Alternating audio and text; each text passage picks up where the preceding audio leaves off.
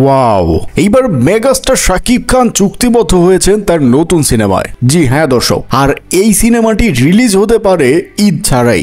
দরদের পর আবারও ঈদ ছাড়াই মুক্তি পেতে যাচ্ছে মেগাস্টার শাকিব খানের নতুন সিনেমা, যেখানে তাকে দেখা যেতে পারে এই প্রথম আর্মির মেজর চরিত্রে। যে বিষয়টি নিয়ে এখন তোলপাড় গোটা সোশ্যাল মিডিয়া। সকলেই বলছে এইবার শাকিব খান সঠিক পথেই হাঁটছেন, কেননা বলিউডের সালমান শাহরুখ খানকে যেমন আমরা পুলিশের চুলবুল পান্ডে হিসেবে দেখেছি, তেমনি আমরা শাহরুখ খানকে একাধিকবার আর্মির চরিত্রে দেখেছি। এইবার আমরা মেগাস্টারকেও দেখতে পারবো একটি হিট লুকে।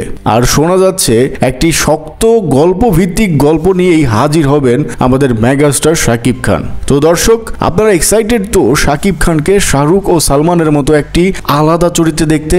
অবশ্যই একজন শাকিব ভক্ত হলে কমেন্টে জানাতে ভুলবেন না। অনেক কষ্ট করে ভিডিও বানাই, প্লিজ ভাইয়াপুরা আমাদের স্টার কথা চ্যানেলটি সাবস্ক্রাইব করবেন, প্লিজ প্লিজ। এই যে নিচে সাবস্ক্রাইব বাটন,